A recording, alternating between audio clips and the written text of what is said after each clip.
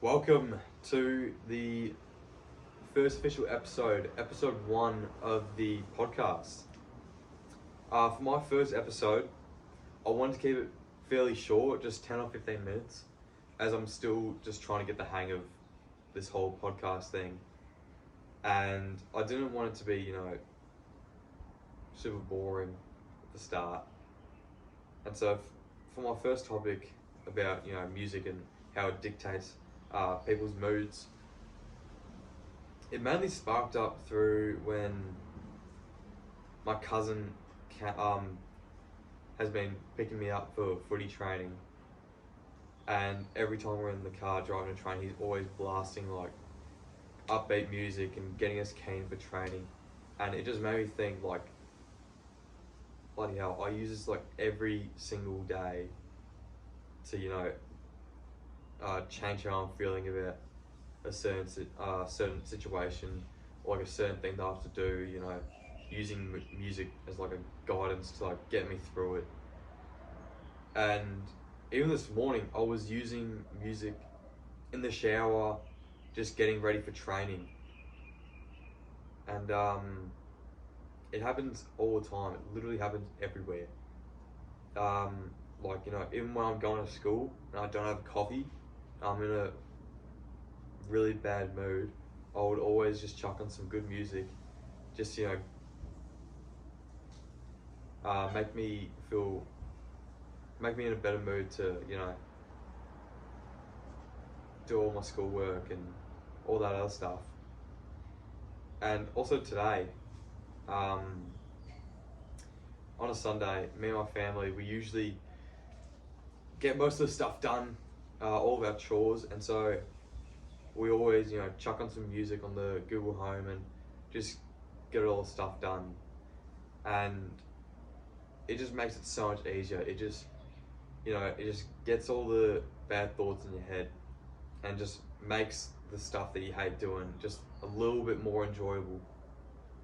And a lot of the times, music, it changes our mood, not when we're even thinking about it. A lot of the time when, you walk into a cafe, when I was actually writing these show notes,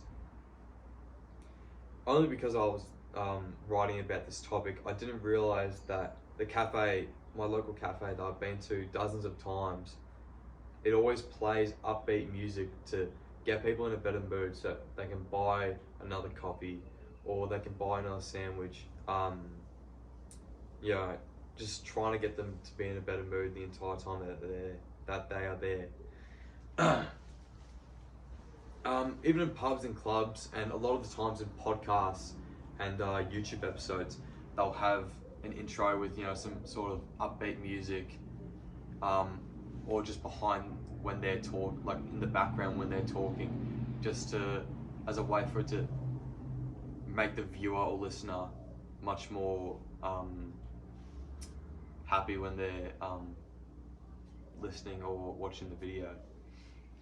And so even today, when we had footy training, my mate brought a speaker down and we were playing a lot of upbeat music to get us more eager for training. And I reckon this training, as it was the first time that we had music playing whilst we were training, it made everyone play much better and train way harder the entire time. And also when I went away recently, I cannot remember a time where when I stepped into a shop, I didn't hear music playing, even when it was just like one of those little family-owned, it was a portable hut, and they were selling their products just underneath the hut. They would have a little tiny speaker behind them playing some sort of upbeat music. Or even when we're in Italy, this guy, he would have a portable cart where he would flip all the hot sugar, all the lollies, and cut them off in front of you, and he would have some sort of 2023 hits playlist going on, just for people to get more engaged, and so that they can hear the music and they flock over just to watch them do this. And a lot of the time people use music as a positive tool. A lot of the time they use it, before a sport game. So I can't remember the last time that I've been to a school footy game where there hasn't been where the other team hasn't brought in their own speaker to blast music, like one of those big JBL speakers to just blast music before the game louder than the other team, so that they have to listen to it. A lot of the time, people use music to psych themselves up. For example, my mum and dad would use music before like meetings and all that other stuff, even before like an interview. I remember before my first job interview, I was just playing like so much upbeat music to hype myself up for even something that's so little as just a job interview, just to get me in like a good mood for the job interview, so I can be engaging the entire time. And even when people are dancing as well, music is always on when people are dancing. People don't dance without music. At least I hope not. A lot of people can use music to ease or neglect their negative thoughts or emotions. A lot of the time when people are sad, instead of diving deeper into their sadness, they would like use music to change their mood and put them into a much happier, make them feel much better, instead of trying to attack the grief. Another way people also use music is whilst they're studying. I always use music whilst I'm studying. I feel like it makes me much more focused. A lot of the time when I'm at home, I've got homework to do, I'm like, I actually can't be asked doing any of this. Like, there's no way I'm gonna get done. And then I just think, I can just play music and it'll just get me the whole way through, and it does. A lot of the time when I'm studying and I use music, I get much more done than if I was to just do it in silence. And I think a lot of people do that as well. Music is also used in a lot of, not negative ways, but towards a lot of negative aspects of people's day-to-day life. I wouldn't call this day-to-day, but a lot of times after a breakup, a lot of people would use sad music to, just kind of as a way of accepting and just, dealing with it, just, flush out all those tears, and like when you're feeling shit, just, use all the music to, all the sad music to, attack that shitty feeling of going through a breakup. As well with a stage of grief, when losing a loved one, a lot of people will have, at the funeral, they'll have usually sad music playing. I guess it's just a way to, a way of acceptance. Acceptance in that kind of stage is like the most important thing. And by using sad music and causing everyone in the room to, listen to the same thing and somewhat feel the same way, is just the easiest way for people to accept that sort of grief. And you can also use music as a way of triggering nostalgia. So a lot of times this also plays in with when you're going through a breakup. A lot of the time people will feel nostalgia from a certain person through a specific song, and it's a lot of the time when that song comes up way after a breakup and you're like, shit, I used to always listen to that after I broke up with that person. In a Harvard study in 2020 by Andrew Brunson, where he was studying just over 3,000 Harvard students on if music can affect the well-being of and their learning and their cognitive functioning, as well as their quality of life. He found that a lot of the respondents who go to music performances, 69% rated their brain health excellent or very good, in contrast to 58% who went in the past, and 52% who never went. Which shows that a lot of the time we use music to make us feel a lot more positive. And through this study, it shows that music performances like that, such as when I went away, and me and my family watched the live performance of The Wizard of Oz, which was mostly musical. There was always there's so many old people just in there smiling whilst listening to the music that they were singing, just because it was all upbeat and it was all done so well. In the study, of the people who reported they were often exposed to music as a child, 68% said their ability to learn new things was excellent or very good, compared to 50% who were not exposed to music. This shows that music doesn't just affect our mood, but can also affect our brain development. I know this is mainly about it affecting our mood, but I feel like we have to go more in depth on this. It gives more background to how it works and all that other stuff. And it also says that active music engagement, including those over the age of 50, reported that they were consistently happier throughout the day. Which is exactly what I said before, about how when I would go to school, I would use music to put me into a better mood. Adults who weren't consistently exposed to music as a child found that recently consistency listening to music had high levels of mental well-being scores.